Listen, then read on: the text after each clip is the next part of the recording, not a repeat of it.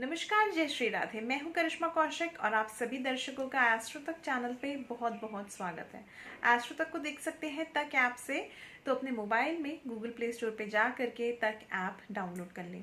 आज हम चर्चा करेंगे गणेश चतुर्थी से लेकर के और अनंत चतुर्दशी तक ऐसी वो कौन सी 5 चीजें हैं जिनको आप भगवान गणेश जी को अर्पित करने से उनको प्रसन्न कर सकते हैं और उनकी असीम कृपा आप प्राप्त कर सकते हैं।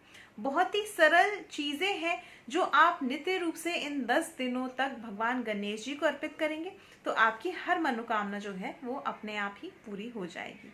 तो देखिए, भगवान गणेश जी की जो ये पूजा आरंभ होगी यानी जो गणेश चतुर्थी है, ये इस वर्ष 22 अगस्त 2020 से आरंभ हो रही है और अनंत चतुर्दशी तक यानी 10 दिनों तक ये जो जन्मोत्सव है गणेश जी का, ये मनाया जाएगा।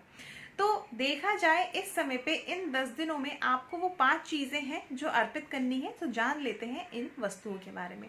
तो पहली चीज देखिए, आप सभी जानते हैं कि भगवान गणेश जी को दुर्वा जो है यानी दुर्वा घास जो होती है वो बहुत ही प्रिय है।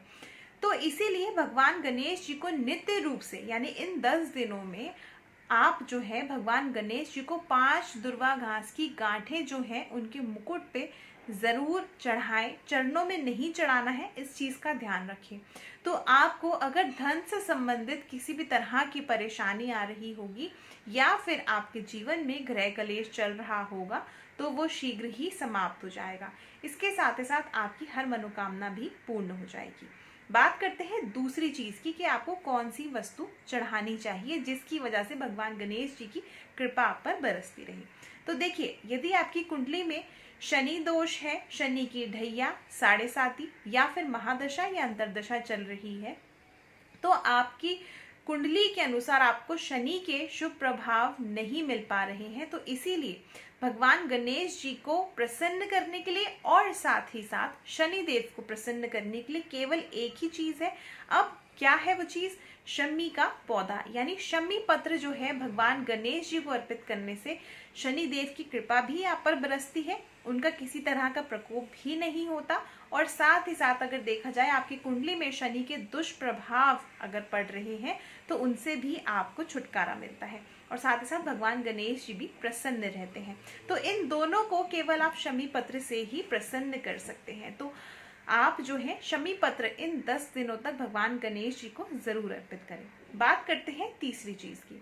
भगवान गणेश जी को अक्षत चढ़ाने से बहुत अधिक लाभ होता है। यदि आपको मानसिक तनाव रहता है या फिर आर्थिक स्थिति में तंगी रहती है तो अक्षत भगवान गणेश जी को नित्य रूप से जरूर अर्पित करें।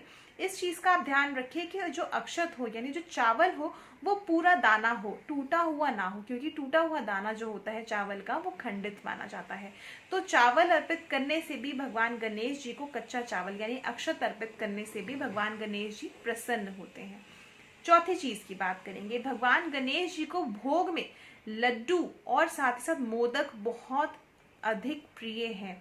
तो भगवान गणेश जी को नित्य रूप से यदि आप बेसन के लड्डू या फिर मोतीचूर के लड्डू या फिर अगर आप मोदक का भोग लगाते हैं तो इससे भी आपकी कृपा जो है बरसती रहती है और साथ ही साथ आपको भगवान गणेश जी का आशीर्वाद भी प्राप्त होता है। यदि आपका बच्चा जो है पढ़ाई में कमजोर है तो बच्चे के द्वारा नित्य रूप से इन 10 दिनों में पान का भोग भगवान गणेश जी को अवश्य लगवाएं।